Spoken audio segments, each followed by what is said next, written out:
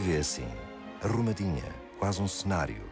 Aos primeiros raios de sol da manhã, não consegue imaginar como foi o acordar daquele outro novembro de há 2 séculos e meio atrás.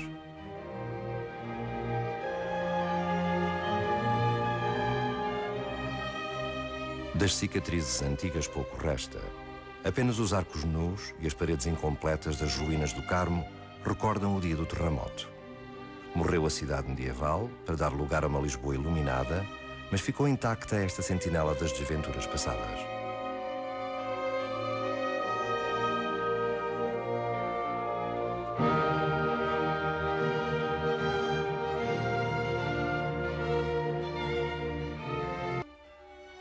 Esta maqueta do Museu da Cidade dá-nos uma ideia aproximada da estrutura urbana. Os relatos dos visitantes dão-nos outro tanto de informação, nem sempre isenta de preconceito. Lisboa era bela, era suja, uma formosa estrebaria, disse alguém. Resplandecia de ouro nas suas igrejas, mas nas ruas estreitas imperava o mau cheiro, o desarranjo e mendigos insistentes e barulhentos. Um destino exótico, uma quase cidade de África, no dizer de outro viajante.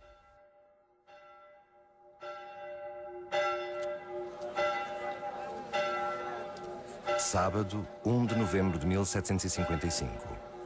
O amanhecer prometia calores desajustados para a época. Como era dia de Todos os Santos, as missas tinham começado cedo e sucediam-se em todas as igrejas e capelas da cidade. O movimento nas ruas era o de sempre.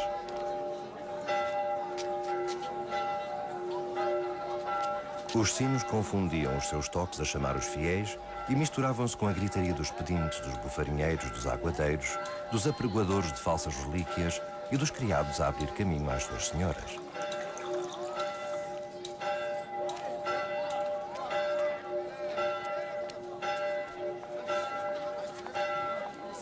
Foi então que se começou a ouvir um som horrível, vindo das profundezas da terra.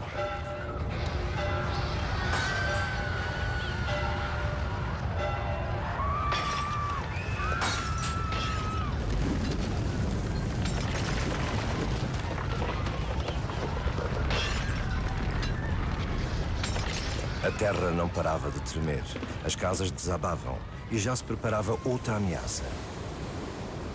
O mar começara a crescer como uma montanha e a enchente varria toda a zona ribeirinha.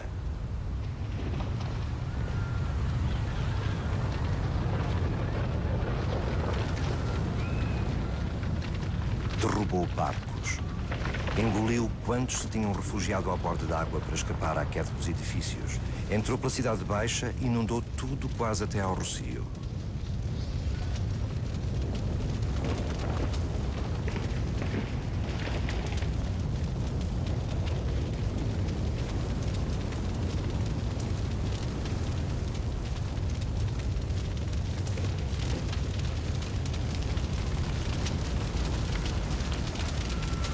Depois foi o fogo, que se assenhoreava de tudo.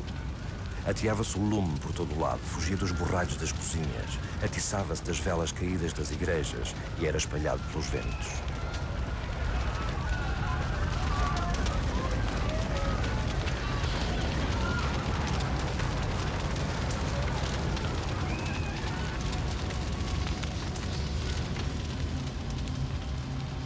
Os relatos de quem presenciou a catástrofe dão a imagem de um verdadeiro fim do mundo.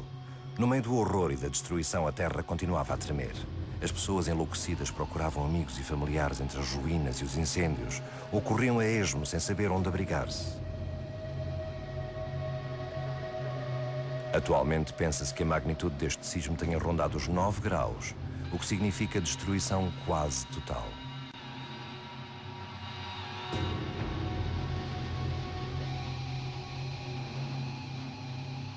O sismo foi um sismo muito longo.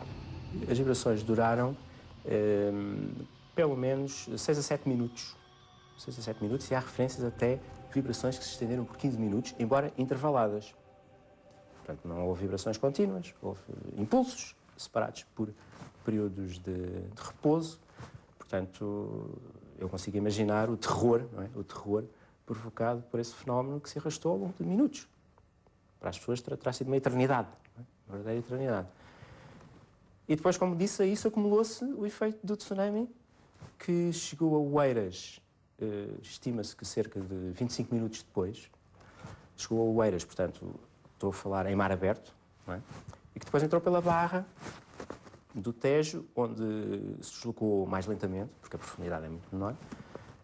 Há estimativas da chegada à Marvila de cerca de 70 minutos, 70 a 90 minutos após o sismo.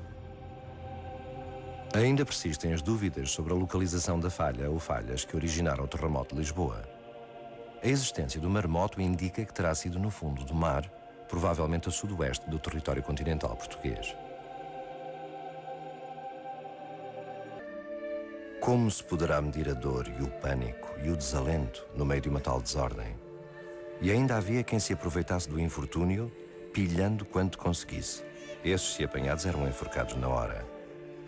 Não se ouviam senão choros, lamentações e coros, entoando bendito, ladainhas e miserere. Lisboa teria cerca de 200 mil habitantes, terão morrido 10 a 15 mil pessoas, mas há estimativas que apontam para 40 mil. Não houve enterro para os milhares de mortos do terremoto. A maior parte dos corpos nem sequer foi encontrada. Muitos cadáveres são incinerados naturalmente. Outros são lançados ao Tejo com pesos atados para, naturalmente, se afundarem. De certa maneira, e utilizando esta imagem, o Tejo funcionou como um cemitério que Lisboa não tinha. Para evitar contágios, justamente, esta ideia de transportar o maior número de cadáveres em batéis e lançá-los ao Tejo para evitar os contágios. Mas, mesmo assim, muitos cadáveres permaneciam insepultos entre as ruínas e os seus corpos começavam a degradar-se. De modo que, para Sebastião José de Carvalho e Melo, era prioritário dar sepultura a esses cadáveres. Fizeram-se valas comuns. Os cadáveres foram sepultados a uma profundidade superior do que era normal e, em última decisão, tomada pelo Senado da Câmara e pelo Regedor das Justiças do Reino, ao tempo do Duque de Lafões, foi lançar breu e alcatrão sobre os últimos cadáveres que jaziam entre as ruínas. E nas ruínas ficaram. Para a prática religiosa de então, esta terá sido uma medida dolorosa. As terraplanagens feitas para a reconstrução da cidade esconderam ainda mais os vestígios da morte, e até hoje não foi encontrada qualquer vala comum com mortos do terremoto. Muitas das riquezas de Lisboa ficaram reduzidas a cinzas. A Biblioteca Real, os opulentos recheios de igrejas e palácios, a ópera, perderam-se 35 igrejas, 55 palácios, 10 mil edifícios. Das casas arrasadas pouco ficou para contar a história dos seus moradores. Os objetos do cotidiano perderam-se, mas nem todos.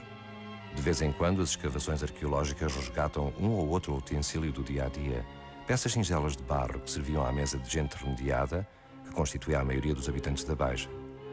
Ou outros utensílios mais preciosos, de cerâmica ou de porcelana fina, provenientes dos palácios que também arderam.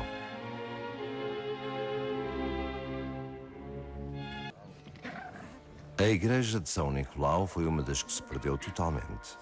Era bela e das mais ricas da cidade. Cuidava da alma de cerca de 10 mil pessoas de comunhão. A freguesia possuía 2.300 fogos, fora as muitas casas dos hereges, e fazia inveja a todas as outras. Depois do terremoto, as casas ficaram reduzidas a menos de 600 e as almas a cerca de 1.500.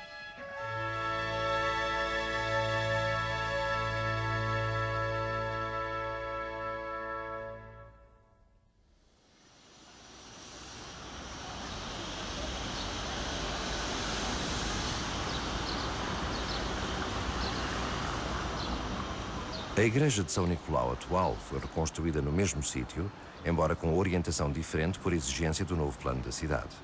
A reconstrução iniciou-se em 1780 e só se concluiu em meados do século XIX.